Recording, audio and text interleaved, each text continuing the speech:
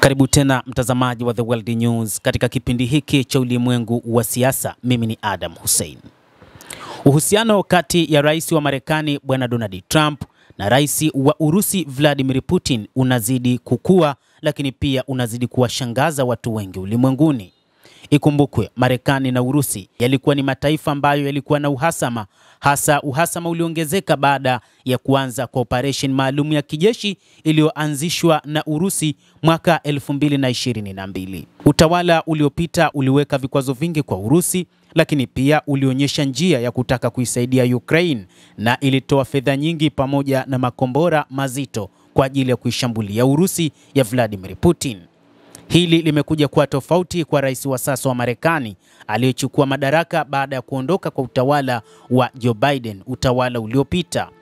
Hata hivyo, Bwana Donald Trump anazungumza kwamba ana historia ya maono mazuri na ya kupendeza kuhusu Vladimir Putin, ambapo kwa muda mrefu yamesababisha ukosoaji kwamba yeye ni mpole kwa Urusi. Hata hivyo, anafungua ukurasa mpya juu ya uhusiano wake na Donald Trump, lakini pia juu ya uhusiano wake na Vladimir Putin, lakini pia ukurasa mpya kati ya uhusiano wa Marekani na Urusi. Hata hivyo, Bwana Donald Trump anakataa hilo, kusema kwamba kiongozi wa Urusi ni moja kati ya viongozi wakatili kama ambavyo mataifa magharibi yanasema. Hata hivyo, anakataa kwamba hakuna rais wa Marekani aliyewahi kuwa mkali zaidi huko Moscow. Hata hivyo, Donald Trump amemtaja Putin kuwa mtu hodari, mtu ambaye amefungua njia mpya na mwenye akili. Ni kiongozi ambaye ana maono ya mbali. Alishirikiana naye vema katika muhula wake wa kwanza katika ikulu ya White House, na tangu kuanza kwa muhula wake wa pili. Hata hivyo, Trump amekosoa mwenendo wa Putin katika baadhi ya mambo ambayo Bwana Putin alikuwa akizungumziwa, na maneno haya aliyaita kama ni kejeli tu kwa rais huyo wa Urusi. Hata hivyo, baadhi ya mambo ambayo hakuyakubali kwa Bwana Putin ni juu ya vita ambavyo vinaendelea, licha ya kwamba alisita kusema kwamba vamizi kama ambavyo nchi za magharibi zimeeleza.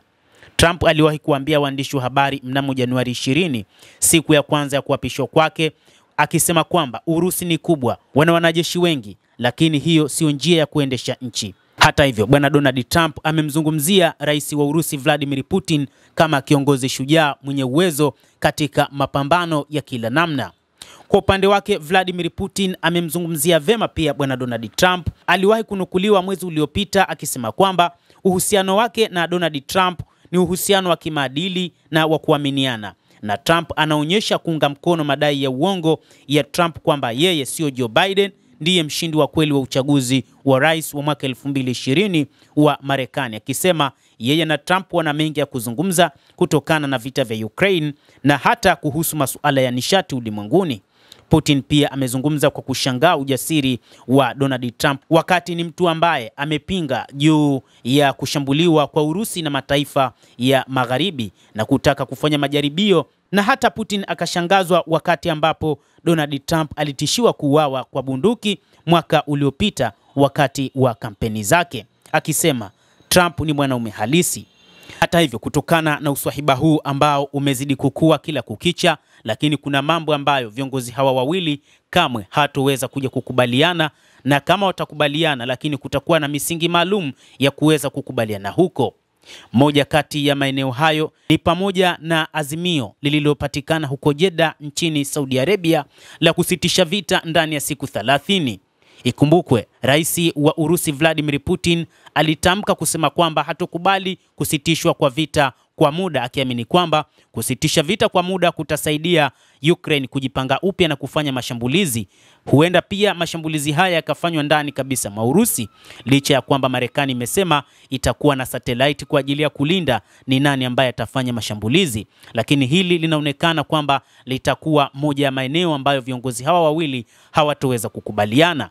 Na jambo ambalo limeleta gumzo zaidi ni pale ambapo rais wa Marekani Bwana Donald Trump aliposema kwamba ikiwa Putin hatokubaliana na kusitisha vita ndani ya siku 30, basi huenda akamwekea vikwazo zaidi, na hili pia litaongeza ugumu katika kufanya mawasiliano yao, lakini pia katika mahusiano yao.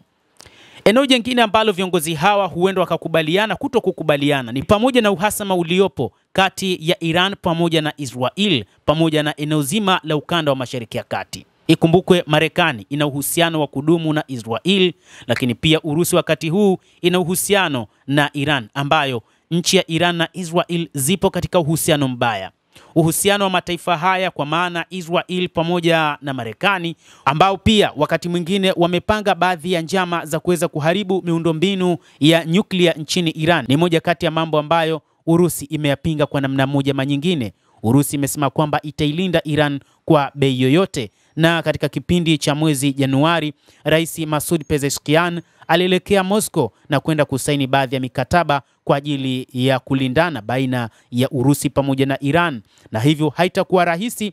Hata kiongozi mkuu wa serikali ya mapinduzi ya Iran, Ayatollah Al-Khamenei, anasema kwamba wapo tayari kupambana na Marekani kwa namna yoyote, na hivyo Urusi haitoweza kuiacha nyuma Iran ikipigana ama na Marekani au na Israel.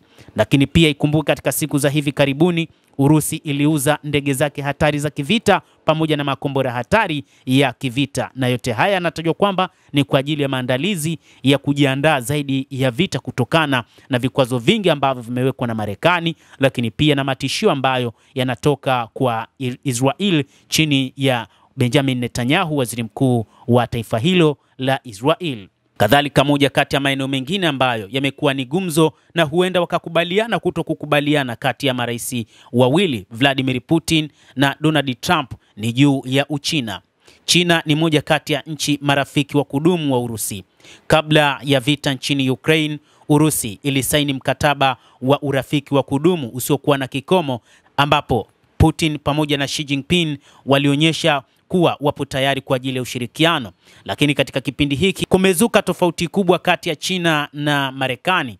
Ikumbukwe kwamba tofauti hizi zilizuka tangu kuanza kwa vita nchini Ukraine, ambapo baada ya China kutangaza ipo tayari kukichukua kisiwa cha Taiwan kwa nguvu zote.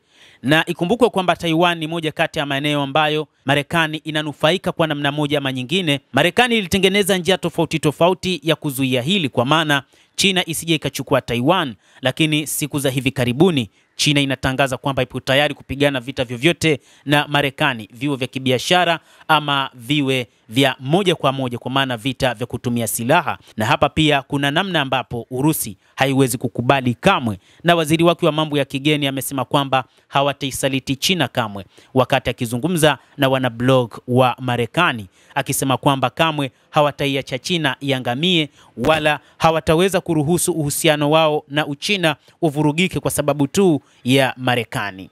Kadhalika, moja ya maeneo mengine ni juu ya madini ambayo yapo Luhansk na Donetsk.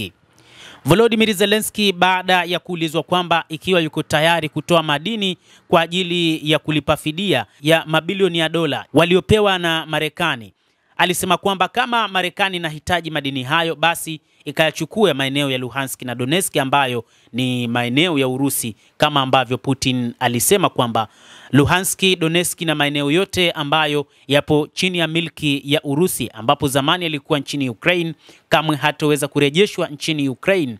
Hapa patakuwa ni pagumu pia, kwani Urusi haitakuwa tayari kuyatoa maeneo hayo. Labda tu Marekani ikiwa itakuwa tayari itatakiwa kuwekeza, na rais wa Urusi alishaweka wazi kwamba yupo tayari kuruhusu Marekani kuwekeza, lakini si kuchukua tu yale madini kama sehemu ya kulipa fidia juu ya fedha ambazo zimelipwa nchini Ukraine kwa ajili ya vita vya miaka mitatu kati ya Warusi na wa Ukraine, ambapo Marekani ya utawala uliopita wa Joe Biden ulihakikisha unatoa fedha pamoja na silaha kwa ajili ya kuilinda Ukraine. Hili pia ni jambo ambalo Urusi haitokubaliana, na kama watakubaliana ni kukubaliana kutokukubaliana.